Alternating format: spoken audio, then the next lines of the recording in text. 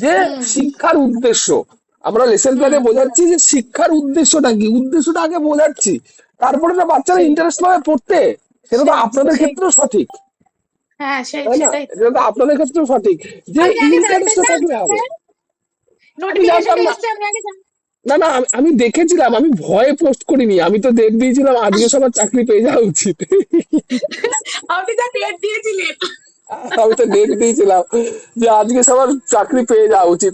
তবে না ম্যাডাম, আমি তাও বলছি মানুষের অ্যাফার্মেশন কাজ করে ম্যাডাম, অ্যাফার্মেশন কাজ করে। হয়তো ডেটটা হয়তো গন্ডগোল হতে পারে, মানুষের অ্যাফার্মেশন কাজ করে, এটা আমার প্রমাণ, আজকে আমার কাছে প্রমাণ আজকে আছে। আমার নোটিফিকেশন শুনে কেউ জয়েন করেনি দেখুন।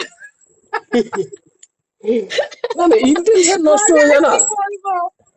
আরে দেখেন না, একটা জিনিস দেখেন, আপনি হয়তো একটা বা দুটো বা মানে যারা এখন বিবাহিত এবং যাদের বাচ্চা কাচ্চা আছে, তাদের আর পড়তে ভালো লাগবে না, মাথায় কিছু থাকবে বলেন? ওই ওই যে আমাদেরই তো একই সমস্যা, না পড়তে কি ভালো হ্যাঁ, সমস্যা লাগবে না বুঝতে মনের বুঝতে থেকে পারছি। ভাবতে পারছি। তো তারপরে মোটামুটি ধরেন, তারপরে ফ্যামিলি মোটামুটি ধরেন, রিচুয়ালস, ফ্যামিলির অনেক কিছু থাকে, সেই সমস্ত গুলো সামলানো। না, ওই হ্যাঁ সব কিছু নিয়ে। সব স্যার, থেকে বড় আমাদের জিনিস হচ্ছে, ভীষণ সমস্যা, আমাদের মতো ঘরে স্যার খুব সমস্যা। না না, সমস্যার থেকে বড় কথা দেখুন, 40 প্রায় ছুঁই ছুঁই অনেকেই পাওয়া যাবে, বুঝলেন তো? হ্যাঁ, 40 প্রায় হ্যাঁ ছুঁই স্যার। ছুঁই অনেকেই পাওয়া যাবে। আরে 40-এর পরে আপনার মাথায় আর কিছু ঢুকবে না, মানে আপনাকে কিছু মনে করা ওই কয়েকটা কাজ ছাড়া আর কিছু মনে থাকবে না, পড়াশোনা মনে থাকবে না, 40-এর পরে পড়াশোনা মনে থাকে না। এই একটা সেটাই সমস্যা, স্যার কি। 40-এর পরে মনে থাকে না। না, কেন তার সব থেকে বড় কারণ কি, মানে 40 বয়সটা একটা এমন একটা এজ যেখানে আপনার, না মানে প্রায় বার্ধক্যই বলতে পারি 40। মানে সেই 40-এ যে চাকরি পাবে সে 20 বছর চাকরি পাবে। কিন্তু ব্যাপারটা হচ্ছে সেই প্রাইমারি স্কুলে, মানে আবার এটাও ভুল ভেবে ফেলতে পারছি না যে প্রাইমারি স্কুলের চাকরি লোকে 40 বছর পরেই পায়। এরকম তো মাথার চুল পেকে যায় তারপরে তো পায়।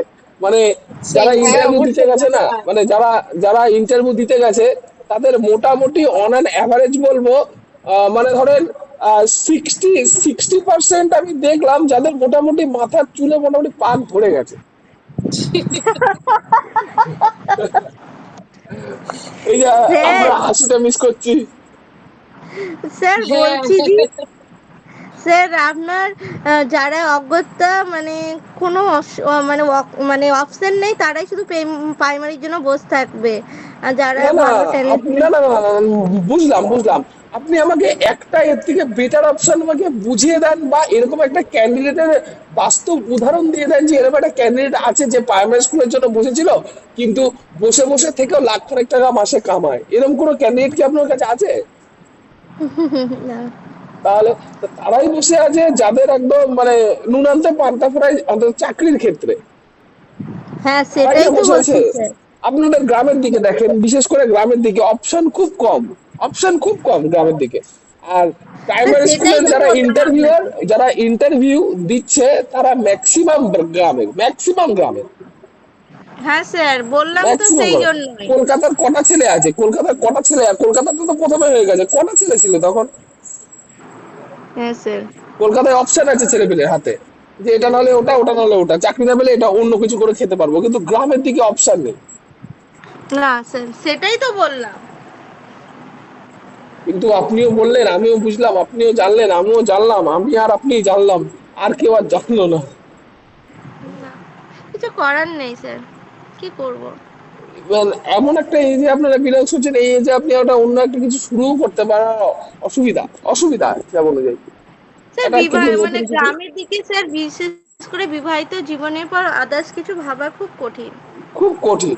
গ্রামে। কেননা দেখেন, মোটামুটি তো এখন মোটামুটি 20 বছর বয়স থেকে লোকের ওষুধ শুরু হয়ে যায়, তার 40 বছর বয়সে তো তার কোটো হয়ে যাবে ওষুধে, স্যার তাই আমার না? মাসে 2,500 টাকার ওষুধ লাগে। তাহলে বলেন আপনি কি করবেন এই জায়গাটা?